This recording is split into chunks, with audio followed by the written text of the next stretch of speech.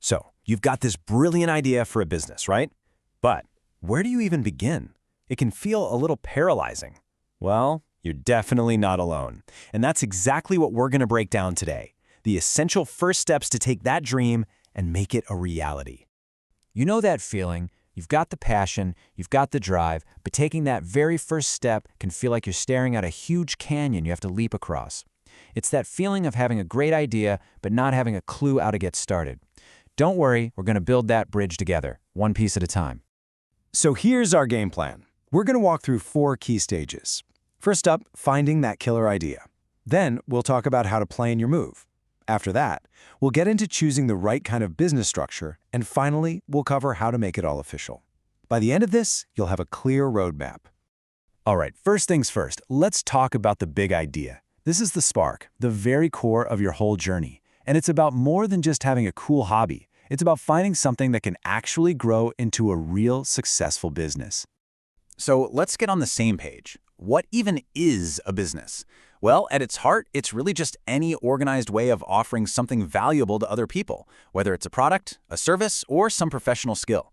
It sounds simple, I know, but this basic concept is the starting block for every single great company out there. Now, this is where the magic happens. The best, most powerful business ideas almost always live right here, in this sweet spot. It's the intersection of something you are genuinely passionate about and something the world actually needs, a problem that needs solving. Finding that overlap, that's your goldmine. And this quote just hits the nail on the head. Look, starting a business is a marathon, it is not a sprint. There are gonna be tough days. Your passion? That's the fuel that's gonna keep you going.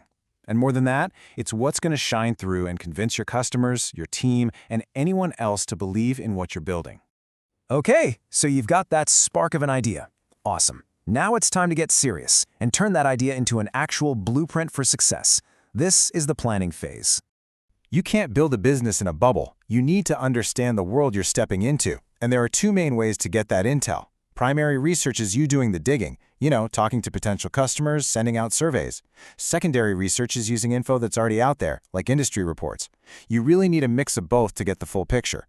And here's another huge piece of the puzzle. Where are you going to set up shop? And this goes way beyond just finding a place with cheap rent. You have to think about the whole ecosystem. Can you get the supplies you need? Are you close enough to your customers? Can you find talented people to hire? What about basics like transport and a reliable power supply?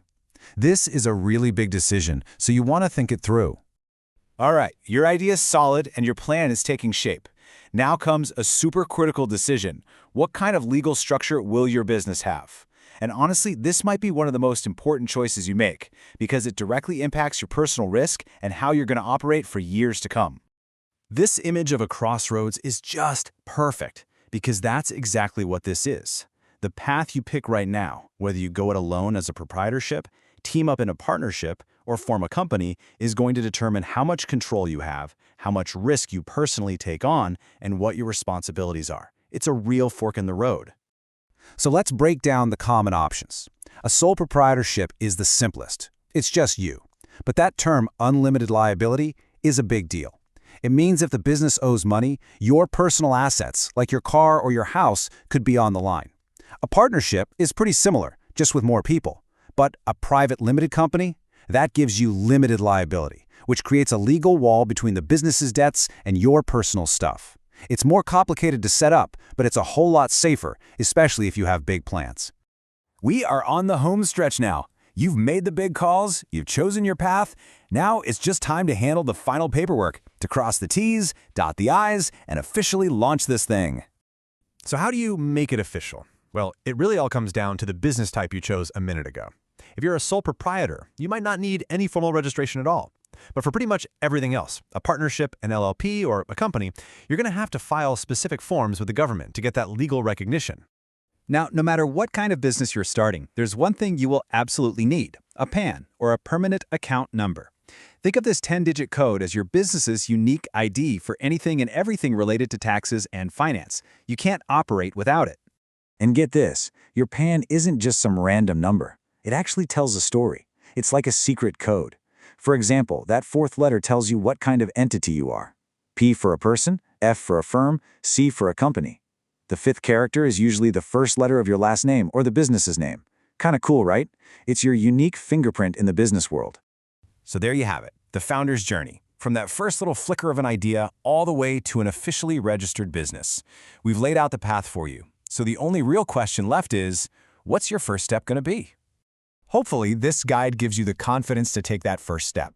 And hey, for more informative videos just like this one, make sure you subscribe to the channel and check out our website at pcds.in.